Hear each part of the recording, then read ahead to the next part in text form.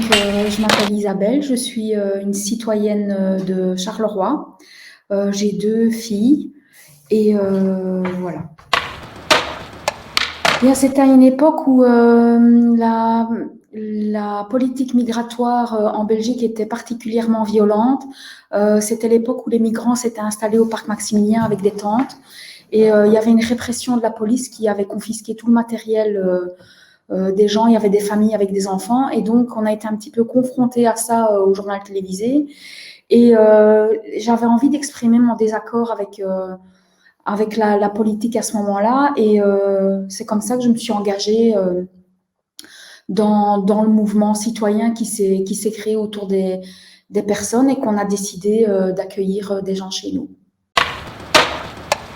Via Facebook, en fait, il y a un groupe de citoyens qui s'est créé autour du parc Maximilien avec un dispatching tous les soirs où on pouvait venir chercher les personnes, le nombre de places qu'on avait de disponibles à la maison.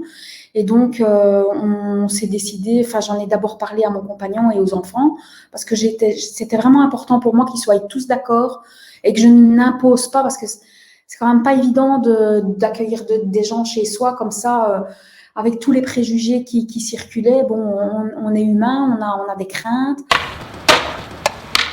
Moi, j'estime qu'ils sont à peu près une cinquantaine à être passés à la maison. Il y en a qui ne sont venus qu'une seule fois. Il y en a qui sont revenus régulièrement. On avait nos habitués, je vais dire. Tant qu'ils n'arrivaient pas jusqu'à leur destination, mais ils revenaient tous les week-ends. Et alors, les âges, c'est le plus jeune, 13 ans. Donc, ce qu'on appelle des MENA, les mineurs non accompagnés. C'est la majorité des gens que j'ai accueillis, c'était des enfants, quoi, des jeunes. Et le plus âgé avait 47 ans. Il était irakien, kurde irakien. Et il était depuis plus de 20 ans sur la route de l'exil. Et les nationalités, c'est principalement Soudan. Pour mes premiers invités, c'était le Soudan. Ensuite, le Tchad. Mais on a eu Syriens, Libyens, Égyptiens. On a eu Éthiopiens et Érythréens. Et la Guinée-Conakry aussi. Et l'Afghanistan, le Kirghizistan, des pays qu'on a appris à connaître dans cette aventure. Et oui, donc l'Irak aussi, et voilà. Donc, on a donc actuellement à la maison depuis 1 an, on a un jeune migrant qui vient d'Afghanistan, qui est en Belgique depuis 5 ans. Et on a monté tout un réseau de solidarité autour de lui parce qu'il n'avait pas de place dans un centre d'asile. Il n'avait plus sa place dans un centre d'asile parce qu'il est à sa 3e demande d'asile, refusée à chaque fois. Et donc, on a monté toute une série de solidarités de familles autour de lui, d'hébergeurs. Et donc, il passait de famille en famille. Chaque mois, il changeait de famille. Est arrivé le confinement numéro 1. Il était chez nous à ce moment-là. Donc, il est resté confiné à la maison et on l'a gardé avec nous. Ça fait 1 an qu'il est domicilié chez nous et qu'il vit chez nous. Et les difficultés qu'on a rencontrées, mais par exemple, mon compagnon a eu le Covid. On a dû tous se faire tester. On a un centre de dépistage au bout de notre rue. Eh bien, lui n'a pas pu venir avec nous. On a dû se taper l'autre bout de Charleroi, prendre rendez-vous pour le faire tester. Et lui, on a reçu la facture à la maison pour qu'il paye son test Covid. Tout ce qui est administratif, déjà pour nous, c'est compliqué, mais pour lui, c'est encore pire. C'est-à-dire que tous les rendez-vous sont reportés. Ses rencontres avec les avocats sont reportées. Il est en formation de français, lire et écrire. Il n'y a plus de présence au cours, donc c'est compliqué pour lui de suivre les cours à distance parce qu'on n'est pas toujours équipé ou l'informatique, quand on ne parle pas très bien la langue, c'est compliqué. Et oui, tout ce qui est soins médicaux, et puis le fait de ne plus aller nulle part et ça se passe bien, on s'entend très très bien avec lui parce que c'est un garçon vraiment, un jeune homme vraiment adorable qui apprend plein de choses et qui est très ouvert d'esprit.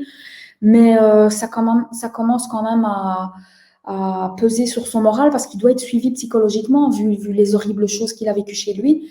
Et tous ses rendez-vous sont reportés et tout ça, ça pose problème. Quand il va faire sa demande d'asile, il a un espèce d'interview comme ça. Et tout est pour les Afghans, je ne sais pas si c'est comme ça pour les autres nationalités, mais on les prend vraiment pour des menteurs dès l'arrivée et il doit prouver des choses qui sont impossibles à prouver en fait. Parce qu'il est parti quand il avait 12 ans et demi, les souvenirs ne sont plus là. Il a voyagé une fois dans le coffre d'une voiture, une fois dans un bus, il a traversé des forêts à pied de nuit pendant 6 jours et on lui demande des détails vraiment à 12 ans et demi qui sont vraiment impossibles. Et donc, pour ça, sa parole est remise en doute. Ses papiers ne sont pas vrais. On lui a dit qu'il n'était pas afghan. Moi, j'ai décidé de l'envoyer à l'ambassade afghane. J'ai dit, on va essayer. Et là, ils ont authentifié ses papiers d'identité. Et donc, on refait maintenant encore une demande d'asile, une 4e demande d'asile. Ici, c'est exceptionnel. Hein. Ici, oui, parce que disons que le public qu'on avait l'habitude d'accueillir à la maison, ce sont des migrants en transit, donc qui n'ont pas l'intention de rester chez nous et qui viennent le week-end se reposer parce que la semaine, ils essayent le passage en Angleterre de la manière qu'on connaît tous. Notre jeune Afghan, lui, il a décidé de rester en Belgique et de faire sa demande en Belgique. Mais déjà, on a attrapé des grandes connaissances, on s'est vraiment instruit au niveau de la géopolitique et de vraiment comprendre le monde qui nous entoure, ce qui se passe autour de nous, pas via les médias seulement, mais via les récits, leurs propres récits et leurs propres expériences. On a un tas de préjugés qui sont tombés, une grande ouverture d'esprit et on a aussi appris à ne plus se plaindre de ce qui se passe autour de nous. On est plus fort pour affronter les épreuves qui arrivent dans notre vie.